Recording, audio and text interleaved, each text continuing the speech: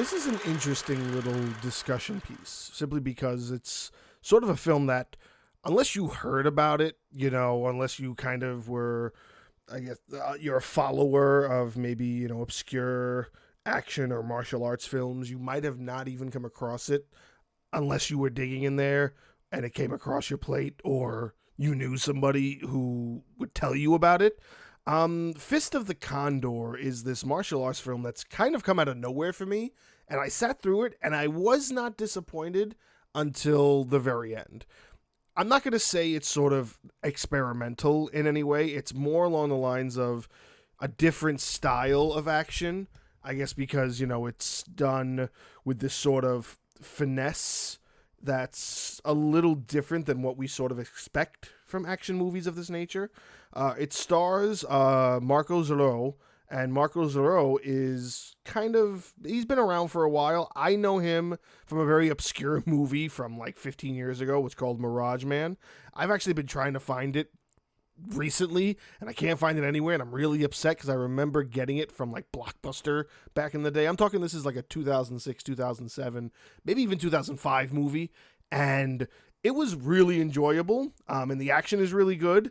And then he's gone on to like pop up in some different action movies here and there. He plays one of the fighters in Undisputed 3. He's in Machete Kills. He's in Alita Battle Angel as a character that she has to fight. He's in the new John Wick movie. He's also in a film that's a little bit obscure by itself that I'm working on actually a script for my other channel.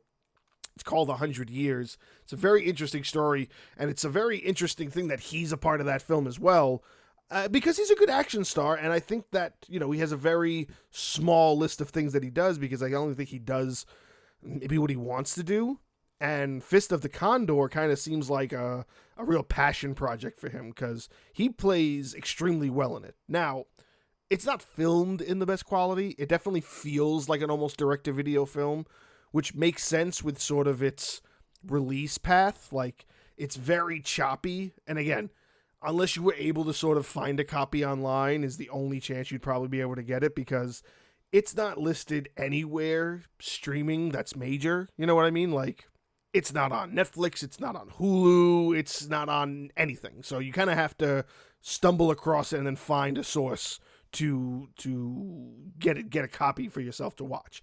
But it's totally worth it because the action is extremely good. It's an extremely good action film when the fighting's happening. And then when the storyline's happening throughout it, it tells a really interesting story of these twin brothers who were meant to be trained in this very ancient martial art form called the Condor. And the Condor fighting style is essentially all narrowed down to this one book that you have to kind of read and master, then you can teach others, and then the master of whoever you teach has to be the one who bears the book. Now, one brother gets so good, he's meant to be the bearer of the book. The other brother gets jealous and steals the book. So the brother who is betrayed goes on this sort of path of, I guess, like finding himself, and then he decides that it's time to go and fix what I broke. He kind of blames himself for what his brother did, because his brother wound up killing their master, and essentially he goes on this sort of redemption path where he goes to try to find his brother so he can get the book back. And now he fights a bunch of people that his brother is sending after him, and you're kind of learning more about them and their history and everything. The twin part is just Mark playing the two characters, just sort of split screen when they're together and just wearing a wig in one scene when he's the evil brother, and then he's bald in another scene where he's the brother that the story focuses on. And the fighting style is great. Marko is an excellent martial artist. It is a little shorter than you would want. It just clocks in at around an hour and a half, maybe. And then the other problem is that it sort of feels unfinished simply because it ends without resolving the story. Now, this is also what sort of makes me feel like this might be something experimental, because why? Why not just add another 20, 30 minutes of footage and finish the storyline off, unless the plan is to do a sequel, but I haven't read a single thing about a sequel. And I've been trying to find something that tells me that Fist of the Condor is going to have a sequel of some kind. Maybe it's just not planned yet because this is pretty new. This came out this year.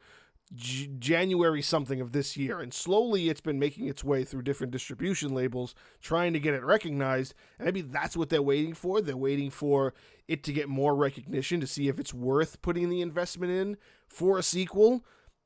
But then if it ends the way it ends and we never get a sequel because the distribution is all over the place and not enough people watch it to give it any sort of decent reviews and talk about it enough, it's just going to end on this cliffhanger? Like, that's just going to suck. Like, I don't like when the plan is to make a sequel, when the actual, like, a sequel should be something that has worth in the next film, not what you were building up as the storyline for this film. You could do something like that. Like, who does that best? The Matrix did that pretty good. When you're talking about the first Matrix film, then you go into Matrix Reloaded. The way the Matrix Reloaded ends, it's basically a cliffhanger because you know that there's a third one planned. So you're going to wait for that third one, and the anticipation is high, so you get hyped up, and you can't wait for the third one, so they start the third one and get it out as soon as possible. You don't have that here. It sort of just ends, and there's nothing to tell you there's going to be more. So you just think the story ends and there's no resolution. He never gets the book. He never fights his brother. I just don't understand why you would take that route. And maybe that was also a decision because how are you going to make it look like you're fighting yourself when you decided to play twin brothers instead of just getting another martial artist to play your brother and have just this big fight scene at the very end? It just seems like there was a lot not going for this, and it's upsetting because it's enjoyable. It just would have been better if it just ended the way it should have ended, with that big fight in some capacity, because I don't know if this will ever get a resolution. So maybe it's not worth trying to even find now that you know that, but I'm sorry. I can't sit here and say that it's good regardless of the fact, because it sucks when you think there's never going to be a sequel. And I don't know if I can say honestly if it ever will.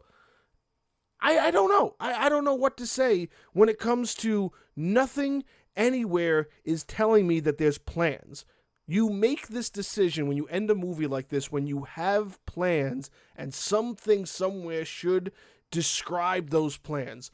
Oh, this is where we stop the movie. Production is continuing. It'll be done by the end of the year. It will premiere sometime next year. Something out there that tells you something.